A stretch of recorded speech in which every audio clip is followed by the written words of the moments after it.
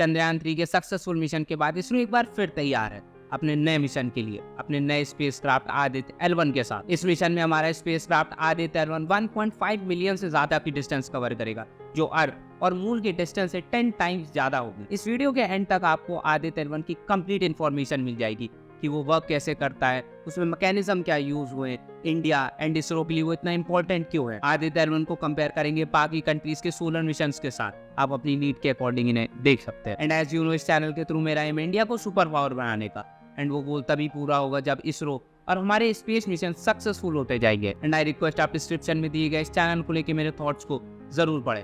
And अगर आप मुझसे कनेक्ट करते हैं तो इंस्टा पे जरूर मैसेज करिए। Let's begin.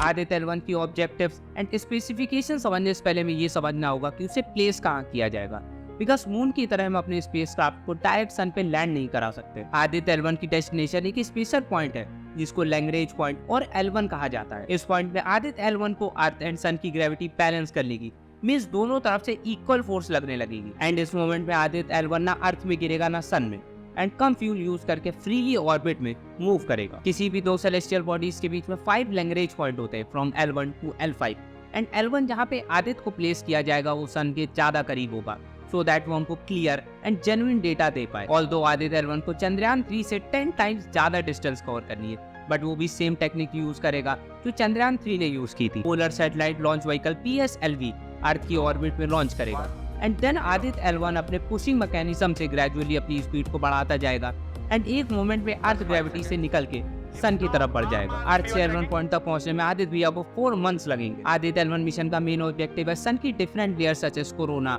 Photosphere, chromosphere and solar wind को स्टडी करना, जो अर्थ एंड सोलर सिस्टम के एनर्जी आउटपुट को इफेक्ट करता है। फॉर एग्जांपल, कोरोना जो कि सन की आउटर मोस्ट लेयर है, उसका टेम्परेचर मिलियन डिग्री सेल्सियस से ज्यादा होता है एंड काफी पावरफुल चार्ज पार्टिकल एमिट करता है। एंड इस कोरोनल मास इंजेक्शन की वजह से अर्थ में जियोमैग्नेटिक स्टॉर्म्स क्रिएट होते हैं, जो देखने में तो अच्छे लगते हैं बट हमारे communication systems, power grids and satellites को डिस्टर्ब कर सकते हैं। फोटोस्फीयर जो कि सेकंड लेयर है, इसका टेम्परेचर 6000 डिग्री सेल्सियस से ज्यादा होता है। इस रीजन में इंटेंस मैग्नेटिक एक्टिविटी दिखती है डार्क स्पॉट्स के थ्रू, जिन्हें सन स्पॉट्स कहा जाता है। देन फोटोस्फीयर के ऊपर की लेयर है क्रोमोस्फीयर, जिसे ऑलमोस्ट इम्पॉसिबल है नेक्ड आई से देखना।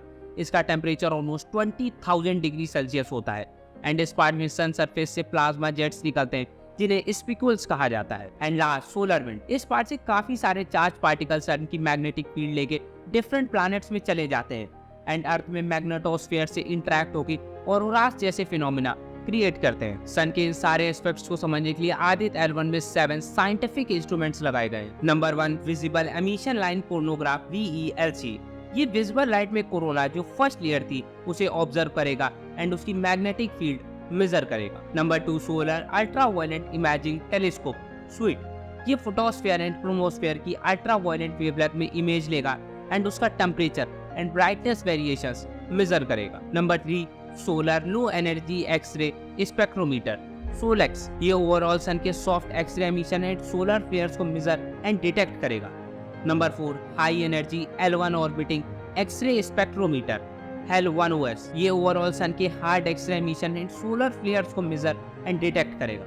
Number 5, Aditya solar wind particle experiment ASPEX. ये सोलर विंड की प्रॉपर्टीज को मेजर करेगा such as protons and heavier ions. Number 6, plasma analyser package for Aditya PAPA. ये सोलर विंड की डेंसिटी, टेम्परेचर एंड वेलोसिटी जैसी प्रॉपर्टीज को मेजर करेगा। And last number 7 is advance try-axial high resolution digital magnetometer. ये Aditya L1 के around magnetic field measure करेगा। Aditya L1 का total mass 1475 kg है, जो चंद्रयान-3 ऑर्बिटर से 2 टाइम्स लाइटर। स्पेसक्राफ्ट में पावर के लिए सोलर पैनल एंड बैटरीज होंगी, and x band and S band antennas को यूज करके आदित्य भैया अर्थ से कम्युनिकेट करेंगे।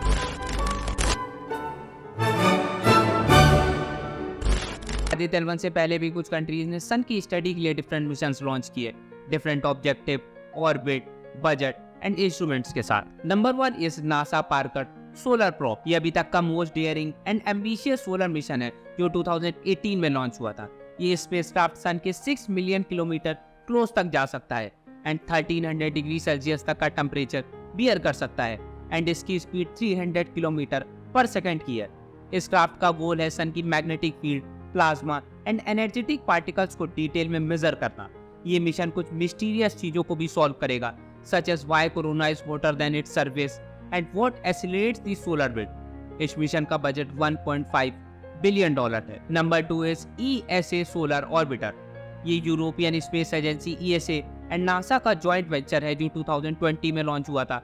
ये स्पेसक्राफ्ट सन सरफेस की 42 मिलियन किलोमीटर क्लोज तक फ्लाई कर सकता है एंड मेजरली सन के पोल को ऑब्जर्व करेगा कि कैसे सन अपने अराउंड प्लाज्मा बबल को कंट्रोल करता है एंड ऑल्सो इन्वेस्टिगेट करेगा कि सोलर एक्टिविटी अर्थ में रहने वालों के लिए कैसे इफेक्ट करती है। ESA सोलर ऑर्बिटर का बजट $1.3 बिलियन है। Number 3 JAXA हिनोड। ये जापानीज मिशन है जिसे 2006 में लॉन्च किया गया था एंड अर्थ की ऑर्बिट के 680 किलोमीटर के ऑल्टीट्यूड में प्लेस्ड है, जो सिर्फ विजुअल सन को ऑब्जर्व करता है एंड सन के ultraviolet, X ray wavelength and magnetic field को स्टडी करता है। इस स्पेसक्राफ्ट का बजट 2006 में $400 मिलियन था। Number 4 is चाइना's Fengyun 3।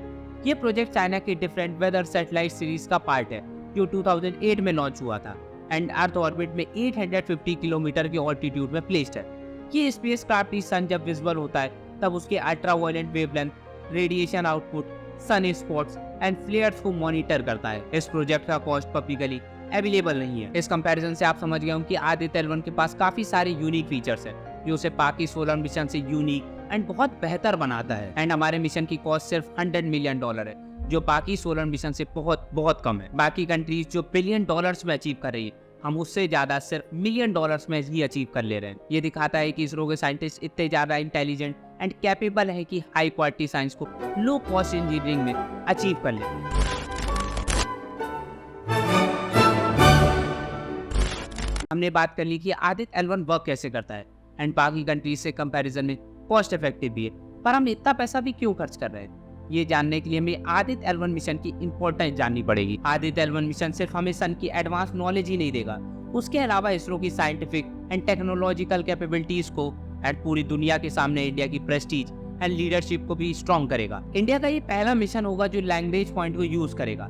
Language point को यूज करने के लिए नेविगेशन एंड कंट्रोल स्किल्स अच्छा होना बहुत जरूरी है।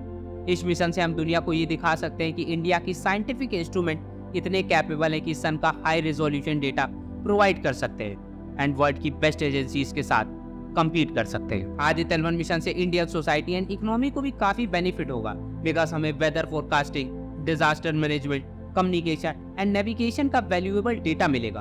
हम ये भी पता कर पाएंगे कि solar radiation, solar wind and solar storms earth के क्लाइमेट को कैसे अफेक्ट करते हैं एंड उस बेसिस पे हम अपने मॉडल्स को इम्प्रूव कर सकते हैं जो weather patterns, monsoon cycles, droughts and flood जैसी सिचुएशन प्रेडिक्ट करते हैं। इसके अलावा हम सोलर स्टॉर्म्स के इम्पैक्ट को हमारे infrastructure such as power grids, satellites, aircraft and GPS systems को भी मॉनिटर कर पाएंगे। ऑल्दो आदित्य L1 मिशन से हमें काफी सारी इंफॉर्मेशन मिलेगी, हमारा इंडिया एंड इसरो काफी स्ट्रॉन्ग होगा, बट इसके साथ ही काफी सारे चैलेंजेस एंड रिस्क भी हैं जो इस सक्सेस को अफेक्ट कर सकते हैं, such as launch failure, orbital insertion failure, communication failure और इंस्ट्रूमेंट मेल फंक्शन। एंड इसके अलावा सन भी बहुत डायनामिक एंड अनप्रेडिक्टेबल है जो इंटेंस बर्स्ट, रेडिएशन और पार्टिकल से आदित्य को हार्म कर सकता है। इसरो के साइंटिस्ट कंटिन्यूअसली आदित्य को मॉनिटर करेंगे, बट हम और आप क्या कर सकते हैं, हम इसरो को मोटिवेट कर सकते हैं, हम प्रे कर सकते हैं कि ये मिशन सक्सेसफुल हो। सो ये थी वीडियो। आई होप आपको आदित्य L1 मिशन के बारे में सब कुछ पता लग गया हो। वीडियो को लाइक एंड शेयर करिए एंड वीडियो से रिलेटेड अपने थॉट्स भी कमेंट्स में बता दीजिए। ये हमारी इसरो सीरीज का पार्ट है और वीडियोस को देखने के लिए चैनल को सब्सक्राइब भी कर दीजिए। रिसेंटली यूके हमारे चंद्रयान 3 मिशन को सक्सेसफुल होने से काफी ज्यादा जेलस है। इस वीडियो को देख के आपको पता लग जाएगा कि इंडिया यूके से कितना ज्यादा बेटर। मिलते हैं नेक्स्ट वीडियो में एंड हाँ, इंस्टा पे जरूर फॉलो कर लीजिए।